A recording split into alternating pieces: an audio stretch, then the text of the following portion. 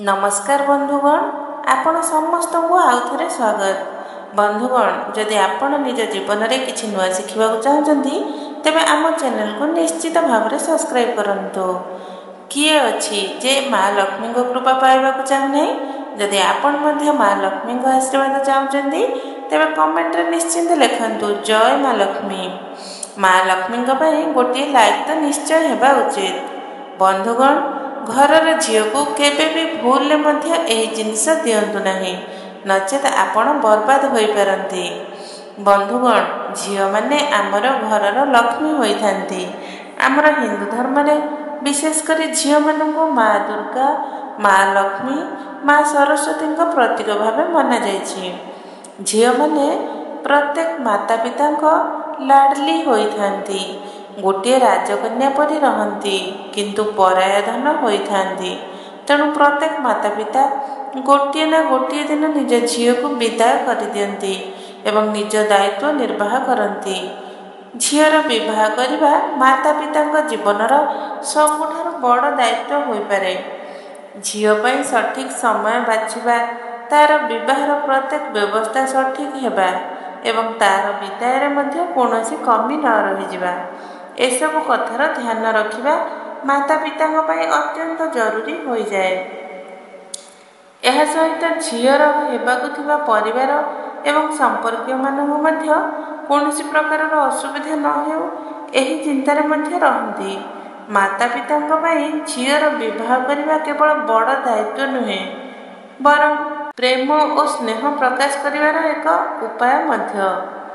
आजिकल आधुनिक जुगरे जो भली विवाह होछि ताहा पूर्व समय तुलन में बहुत भिन्न, किंतु भावना माने सही समान। आजिकल पितामाता निज पुअर विवाह किसी रीतिनीति को अणदेखा करदेले मध्य निज मनर समस्त इच्छा को निज भावे पूरण करनियंती। एही इच्छा मानक मध्यरु गोटे होछि झील को सर्वोत्तम उपहार देवा। झीर विदाय समय ढेर सारा उपहार दिया जाए, किंतु सेथि मध्यरु गोटे विशेष उपहार थाए जहाँ माता पिता विशेष भाव निज झील को दियंती। एहीपरि अनेक लोक निज झील को विदाय समय गणेश जी मूर्ति किंबा फोटो उपहार भाव दियंती। हिंदू धर्म में गणेश जी को विघ्नहर्ता कहा जाए। जोठारे से रहिबे सेठारे केबे भी कौनसी विघ्न आसिबो नाही। गणेश जी को शुभतार प्रतीक मध्य माना जाए। ठीक यही विश्वास रे माता पिता झील को गणेश जी मूर्ति किंबा फोटो उपहार रे दे दियंती। किंतु जदि आपण मध्य निज झील को एपरी उपहार देवार चिंता करछंती तेबे निज चिंताधारा तुरंत बदलाई दियंतु। आसंतु जानिबा एपरी काहेकि। किंतु सांग माने ता पूर्व आपण को अनुरोध करूँ जे वीडियो को लाइक करंतु, सांग माने को शेयर करंतु एवं जदि आपण एजाए चैनल को सब्सक्राइब करि नथांती तेबे चैनल को सब्सक्राइब कर बेल आइकन निश्चय दबांतु। वास्तव में शास्त्र अनुसार झील माने घरर लक्ष्मीर स्वरूप माना जाती एवं भगवान गणेश और माँ लक्ष्मी एकाठी रहिबा धनर आगमनर संकेत। एहीपरि जदि आपण घर जाउथबा लक्ष्मी को गणेश जी को मध्य उपहार भाव देदेवे तेबे झीर मामा घर को धनर बड़ क्षति हेबो जे से जाउथबा घरर सुख समृद्धि को सांगरे नहीं जीवो। तेणु केबे भी झील को गणेश जी मूर्ति किंबा फोटो उपहार रे देबा उचित नुहे। अनेक लोक अछंती जे माने निज झील को निज झील को गणेश जी मूर्ति किंबा फोटो देइथंती एवं एही कारणरू गरीबीर सामना करने को पड़ुछि।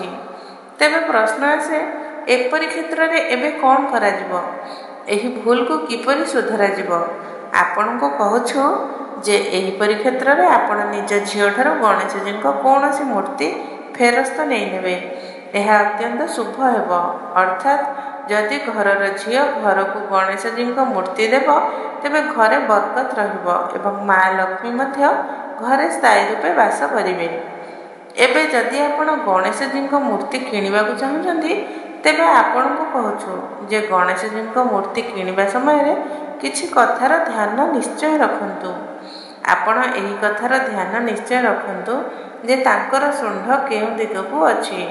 ଧ୍ୟାନ ରଖନ୍ତୁ ଯେ ଗଣେଶଜୀଙ୍କ ମୂର୍ତ୍ତିରେ ତାଙ୍କର ଶୁଣ୍ଢ ସବୁବେଳେ ବାମ ଦିଗକୁ ହେବା ଉଚିତ, କାରଣ ଶାସ୍ତ୍ର ଅନୁସାରେ ତାଙ୍କର ରକ୍ଷଣାବେକ୍ଷଣ ସହଜ ହୋଇଯାଏ। ଏହା ନୁହେଁ ଯେ ଡାହାଣ ଦିଗ ଶୁଣ୍ଢ ଥିବା ଗଣପତିଙ୍କୁ ଘରକୁ ଆଣି ହେବ ନାହିଁ। ଏପରି ମୂର୍ତ୍ତି ମଧ୍ୟ ଆପଣ କିଣିପାରିବେ, କିନ୍ତୁ ଡାହାଣ ଦିଗ ଶୁଣ୍ଢ ଥିବା ମୂର୍ତ୍ତିର ପୂଜା ପାଠର ବିଧାନ ବିଲକୁଲ ଅଲଗା ହୋଇଥାଏ ଏବଂ ଯଦି ସଠିକ୍ ବିଧିବିଧାନରେ ପୂଜା କରାଯାଏ ତେବେ ଏହା ଲାଭ ବଦଳରେ ପୂଜା ନ କରାଯାଏ ତେବେ ଏହା ଲାଭ ବଦଳରେ କ୍ଷତି କରିପାରେ। ତେଣୁ ଏପରି ମୂର୍ତ୍ତି ଆଣିବା ଅପେକ୍ଷା ଆପଣ ଗଣେଶଜୀଙ୍କ ସେହି ମୂର୍ତ୍ତି ଘରକୁ ଆଣନ୍ତୁ ଯାହାର ଶୁଣ୍ଢ ବାମ ଦିଗକୁ ଅଛି। ଏହା ସହିତ ଯଦି ଆପଣ ଗଣେଶଜୀଙ୍କ ମୂର୍ତ୍ତି ନ ଦେଇ କେବଳ ଗଣେଶଜୀଙ୍କ ଫଟୋ ଦେଉଛନ୍ତି ତେବେ ଧ୍ୟାନ ରଖନ୍ତୁ ଯେ ତାଙ୍କର ଲମ୍ବ 18 ଇଞ୍ଚରୁ କମ୍ ନ ହେଉ। ଯଦି ଗଣପତିଙ୍କ ମୂର୍ତ୍ତି ଭାଙ୍ଗି ଯାଇଛି କିମ୍ବା ତାକୁ କେବଳ ସଜାବଟ ପାଇଁ ଘରେ କୌଣସି ସ୍ଥାନରେ ରଖିଛନ୍ତି ତେବେ ତାଙ୍କର ପୂଜା କେବେ ବି କରନ୍ତୁ ନାହିଁ। ଘରେ ସୁଖ ଶାନ୍ତି ବଜାୟ ରଖିବା ପାଇଁ ଘରେ ଧଳା ଗଣେଶଜୀଙ୍କୁ ରଖିବା ଅତ୍ୟନ୍ତ ଶୁଭ ମାନାଯାଏ। ସାଙ୍ଗମାନେ, ଯଦି ଝିଅ ବ୍ୟତୀତ ଆପଣ ଅନ୍ୟ କାହାକୁ ଉପହାର ଭାବେ ଗଣେଶଜୀଙ୍କ ମୂର୍ତ୍ତି କିମ୍ବା ଫଟୋ ଦେବାକୁ ଚାହୁଁଛନ୍ତି ତେବେ ଆପଣ ଦେଇପାରିବେ, କିନ୍ତୁ ଯଦି ଆପଣ ଲକ୍ଷ୍ମୀ ଗଣେଶଙ୍କ ମୂର୍ତ୍ତି କିମ୍ବା ଫଟୋ କାହାକୁ ଉପହାର ଦେବାକୁ ଚାହୁଁଛନ୍ତି ତେବେ ଏହାରେ ଆପଣଙ୍କୁ କ୍ଷତି ଉଠାଇବାକୁ ପଡ଼ିପାରେ। ବାସ୍ତବରେ ଶାସ୍ତ୍ରରେ ମଧ୍ୟ ଏହା ମାନାଯାଇଛି ଯେ ଗଣେଶଜୀଙ୍କୁ ଶୁଭ ଏବଂ ଲକ୍ଷ୍ମୀଜୀଙ୍କୁ ଲାଭ ପାଇଁ ଘରେ ସ୍ଥାପନ କରାଯାଏ। ତେଣୁ ଯଦି ଆପଣ କାହାକୁ ଲକ୍ଷ୍ମୀ ଗଣେଶଙ୍କ ମୂର୍ତ୍ତି କିମ୍ବା ଫଟୋ ଦେଉଛନ୍ତି ତେବେ ଏହାଦ୍ୱାରା ଆପଣଙ୍କ ଘରର ସମୃଦ୍ଧିକୁ ଆପଣ ଉପହାର ଭାବେ ଦେଇଦେଉଛନ୍ତି।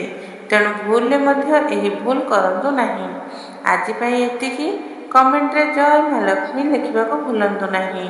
ଯଦି ଆପଣଙ୍କୁ ଏହି ଭିଡ଼ିଓ ପସନ୍ଦ ଆସିଛି ତେବେ ଭିଡ଼ିଓକୁ ଲାଇକ୍ କରନ୍ତୁ, ନିଶ୍ଚୟ ସେୟାର କରନ୍ତୁ ଏବଂ ଚ୍ୟାନେଲକୁ ସବସ୍କ୍ରାଇବ୍ କରି ବେଲ୍ ଆଇକନ୍ ନିଶ୍ଚୟ ଦବାନ୍ତୁ, ଯାହାଦ୍ୱାରା ଆଗାମୀ ଜ୍ଞାନଦାୟୀ ଭିଡ଼ିଓ ଆପଣଙ୍କୁ ପ୍ରଥମେ ମିଳିବ। ତେବେ ସାଙ୍ଗମାନେ, ପରବର୍ତ୍ତୀ ଭିଡ଼ିଓରେ ଦେଖାହେବ। ତା ପୂର୍ବରୁ ରହୁଛି ଜୟ ଜଗନ୍ନାଥ। ଭିଡ଼ିଓଟିକୁ ଶେଷ ପର୍ଯ୍ୟନ୍ତ ଦେଖିଥିବା ପାଇଁ ବହୁତ ବହୁତ ଧନ୍ୟବାଦ।